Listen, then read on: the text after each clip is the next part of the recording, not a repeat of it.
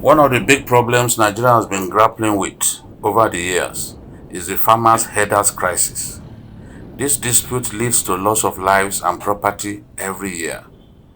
With increasing desertification, herders are under increasing pressure to find the right pasture for their livestock. They sometimes encroach on farmlands, destroying farmers' crops. Farmers would then respond in anger, leading to loss of lives and property.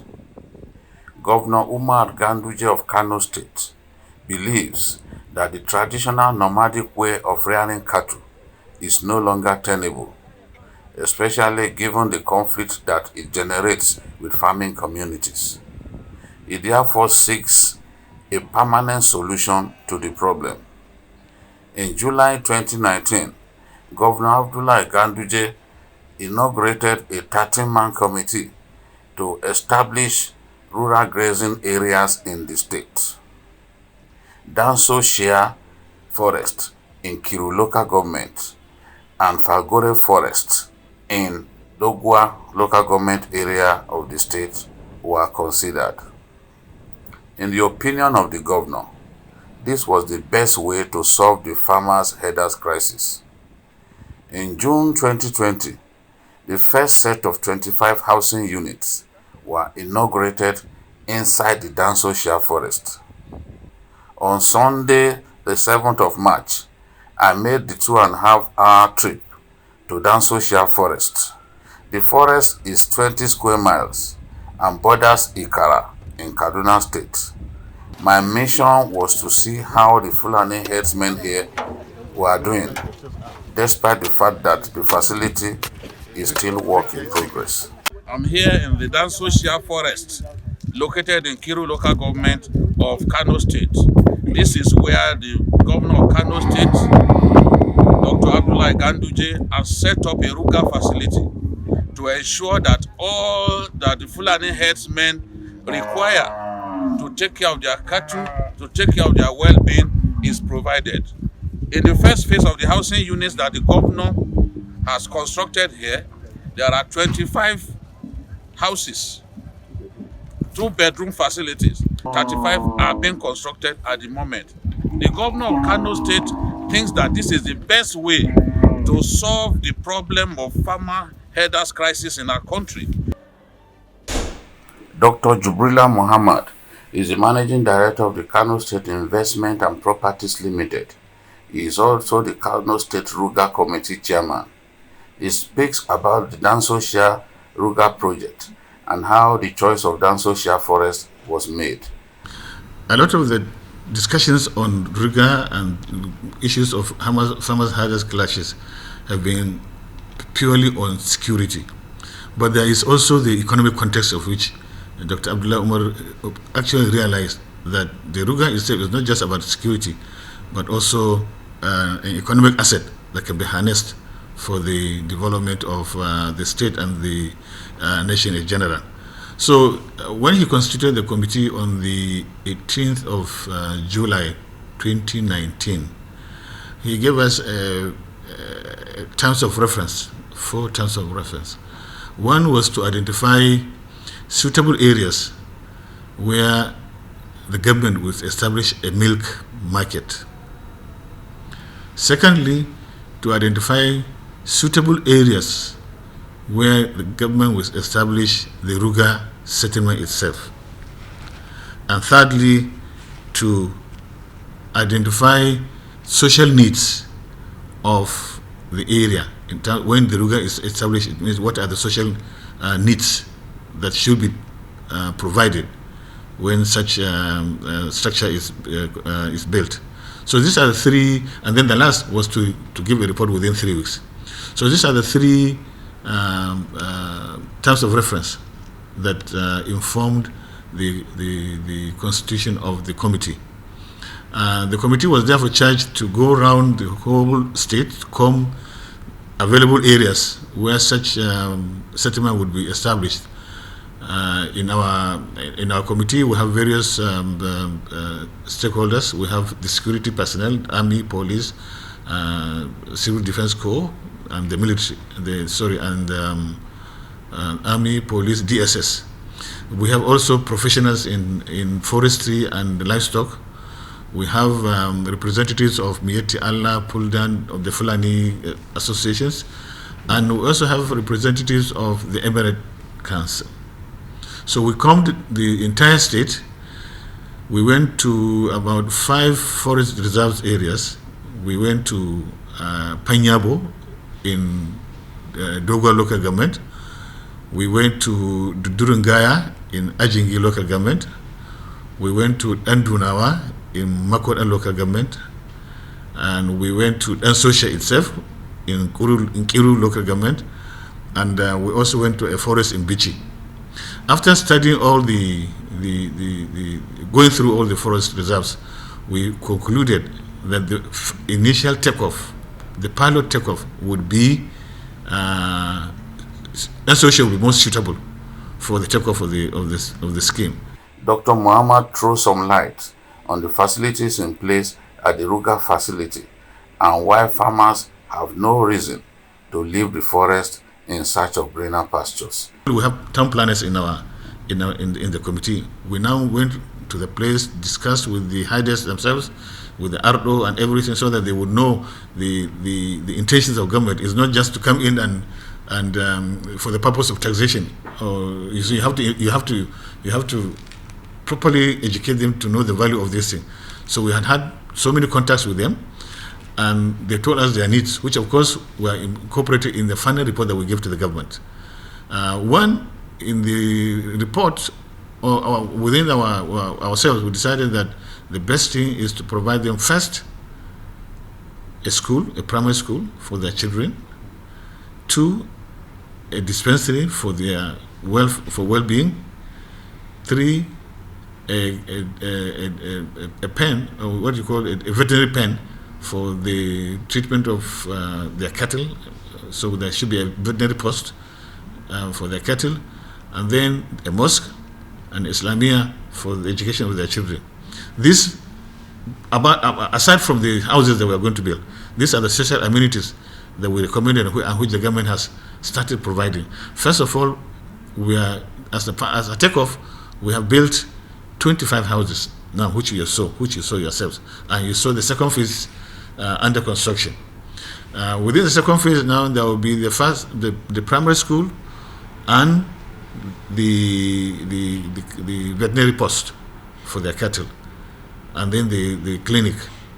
Plus, also there is a market, a refrigerated market where they will keep their milk, so the buyers from outside will come into the Ruga itself to buy this thing, not necessarily making their wives move right down to Kano or to some urban centers to sell their milk. They can come in. There are people who produce yogurt, people who produce milk, cheese and everything. They can come into the Ruga itself to buy the milk. So we are also establishing a refrigerated reserve for them. With the Islamic Development Bank keen to fast-track the construction of a dam in the Danzo Shia forest, Dr. Muhammad envisions a grazing area that more than meets the expectations of herders. Now is for them to settle down. We've settled down, so the second phase is to go ahead and start providing these social amenities with the school, the dispensary, and then the veterinary post. I think this is one area that we have to praise our governor. From the beginning, he realized that the cattle industry is a big financial industry. It's a big money-generating industry. And that's why he is so enthusiastic, he is so committed to the development of the Ruga. Let me give you a typical example. If you look at it, the economic aspect of it. As I said yesterday or the other day, if you look at 1 gallon of milk, it's more expensive than 1 gallon of petrol. Once you produce petrol, that's all you need. That's all you have to do. You can't change it to any other thing. But milk, 1 gallon of milk will give you can make yogurt out of it. You can make cheese out of it. You can make awara out of it. You can so many things out of that one gallon of milk. So it has this added value, much more than petrol.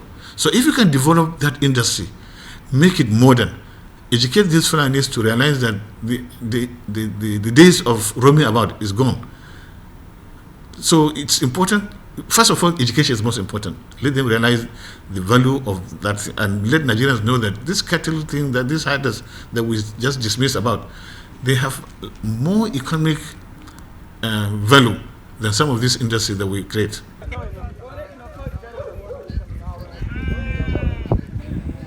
Some of the Fulani headsmen who spoke to me here expressed appreciation to Governor Ganduje for resettling them at the facility. Governor Ganduje has helped us a lot. He has built us houses and provided water. We have settled down with our cattle.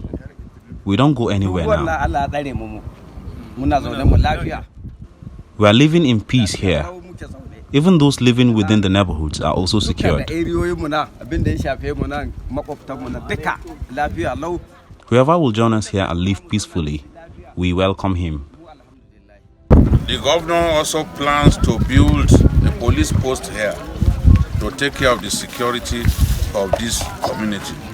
And the headsmen have told me that even now that a police post has not been constructed, policemen do routine patrol in this area to ensure that cattle rustling and other crimes are banished totally in Dansosia forest. The anti-kidnapping units are always on routine patrol at the forest. We are always together. They ensure we are protected day and night. Apart from the facilities we have provided for the... A key component of Governor Umar Ganduje's plan to modernize the cattle business and make it a lot easier and more attractive for herdsmen is the plan to set up both the milk market and an artificial insemination center at the Dansosia Ruga settlement. Artificial insemination is the deposition of semen into the female genital tract by means of instruments. This makes possible the mating of animals with great differences in size without injury to either of the animal, thereby increasing the rate of conception.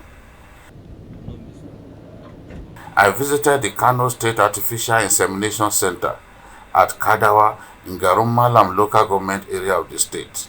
I am at the Kano State Artificial Insemination and Dairy Center, located at Kadawa in Garumalam local government of Kano State. Behind me are some cattle. Many of them are products of artificial insemination. This is in line with the goal of the Kano State government to stimulate yield in this sector. The either is left or right, but then most inseminators use left. Yes, this way. Then you apply lubricant. You apply either here or behind. Mohammed Kabir Abubakar is the sectional head of the facility. He shows me how artificial insemination is done and the benefits derivable from it. Then you make a cone of your finger this way and clean up the vaginal strands. When you get there, then you make a cone of your finger this way and going through the rectum. Going through the rectum. When you go through the rectum, you try to locate the cervix. You try to locate the cervix. When you get the cervix, you handle it, but not very hard. You handle it slightly. And when you handle the cervix slightly, you now remove, this is what rectovaginal insemination. You now, when you get the cervix, you now bring out your gun and place it at 45 degrees at the vagina. When you place it 45 degrees at the vagina, then you go in, then make it horizontal, this way, guided by the glove hand. You go, there are rings or barriers of rings in the cervix. Maybe some 3, some even 4, while some 2. Then you try to manipulate the gun through these barrier rings. You try at the focal length also of the cervix. You try as much as possible, you manipulate. Then when you go through, these fingers you have, like the thumb, is at the cervix has 2 openings, the inner opening and the outer opening. So you now place this thumb at the inner opening, while this finger at the outer opening. So when this pointing finger at the inner opening, while the thumb at the outer opening.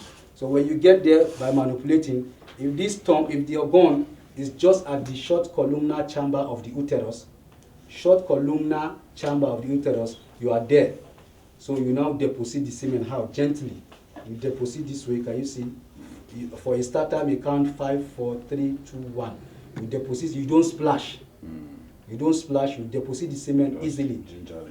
So it is deposited at the short columnar. Because if you deposit or you go further than the uterus, also you may go and deposit semen at the right horn or left horn. If the eggs to fertilize the sperm is coming through the left and you deposit it at the right, you may miss conception. The Kano state government sent 62 children of Fulani herdsmen on an artificial insemination training in Turkey. The trainees were picked from the 44 local government areas of the state. One of the trainees spoke with me about his experience. Yeah, so we learn a lot in Turkey, but one thing that we experience is the short time we have been there to be trained as an artificial insemination technician. What my advice is we need more retraining so that to implement artificial insemination. Even this issue of farmers rearers clash, artificial insemination can be used to curtail that menace. If you implement the artificial insemination here in Kano. We have been choosing based on capacity. 60 plan use were selected in Kano from each of the local government, two from each local government. Okay. And we are giving pre-training here in Kano. And after we reach Turkey, it's like we live for 11 days. Governor Ganduje says his decision to set up a Ruga facility has a lot to do with his concern for the welfare of the Fulani herdsmen. Apart from the security aspect, I'm also thinking about the well-being of the herdsmen, because the issue is that of socio-economic development of the herdsmen, which we have to improve. We have to give them education. We have to improve their method of herdsmanship, that is animal husbandry. And we have to make them feel like any other Nigerian. So that is one. Two, the security issue. There's no doubt it's a big problem now. People trekking from one place to another, entering people's farms, find conflict between farmers and herdsmen. How do you stop it? You can only stop it when you have rules and regulations. So these two main reasons, that is why we decided to discuss with the herdsmen that it is now time for you to be resettled in one place, whether under a Ruga system or under any other system. But the issue is that you should have home where your children will attend school, where your breeding system will be modernized. That is most important. Under whichever system that you can do it. And they have agreed. He remains irrevocably committed to the Ruga project and says the down social grazing facility will not be the last, as he has plans to build another grazing facility in the much bigger Falgore forest. So where else do you plan to set up this kind of facility? Falgore forest. That is the forest between Kaduna and Kano and Bauchi. I'm sure you have been to Falgore forest. It's much bigger than Ansosha and it's even thicker in terms of trees and other shrubs. So there we have already awarded contract for military training ground, including shooting ground, and also another form of Ruga system will come up there. We have already awarded the contract, but the military, where we sighted the Ruga, they said it was too near their shooting range. Therefore, the military is now looking at the master plan of the whole forest, and then they will show us where we can develop the Ruga system. Already, according to the aerial survey, there are many streams and rivers which also were building an earth dam inside. And also, I discussed with Mr. President that apart from the facilities we have provided for the army, they should take that project to a higher level so that the whole forest should be inhabited by one military formation or another one. So if they can combat it where some part there will be military containment, what do we call it, where they can have their own permanent offices and site there, that will also help. The whole idea is that that forest should not be allowed to be dominated by bandits. Yes. And that is what we are doing. That idea came to us some 5 years ago when the Nigerian military decided to dismantle the the Boko Haram, a Sambisa forest. Yes. We anticipated that they would be able to come to some forests within Nigeria. So I discussed with Mr. President. I told him that this Sambisa forest, we don't want a fallout.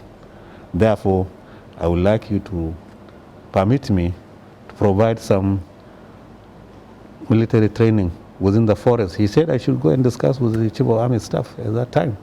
So I discussed with the Chief of Army Staff. Then I connected with the brigade commander here. They developed the master plan of that forest. And then they told us the project that they would like us to do, including houses for senior, middle, and junior staff, dining area, training, so many other things like that which we are doing now. So you can see that Falgore forest is not a forest that we allow bandits to inhabit. That is absolutely very, very important for us. Therefore, we built synergy between Kano, Kaduna, and Bauchi. We sponsored our security agencies. They combed the areas for about 2 weeks last month, and they were able to capture some people, and all the settlements within the forest, they were able to demolish them. So from time to time, that exercise we undertake in the 3 states, we contribute money for that, and it is paying. And along the main road transversing Falgore forest, there are checkpoints there. Yes. So we discussed with the local governments surrounding the forest, especially Tudumada and Dogwa and Sumaila. So they are providing some assistance to the army there in terms of upkeep, in terms of transportation, fueling, and so. So they are assisting. And also, we will clear that main road transversing the forest left and right so that visibility will be improved along the road, so that bandits will not just disappear from the blues and arrest people like that. So that one we are now on the design aspect, and we will do it. Modern ideas and ways of life make humankind better. Centuries-old traditions often give way to new ways of doing things that deliver the greater joy. Kano State, under the leadership of his visionary helmsman, Dr.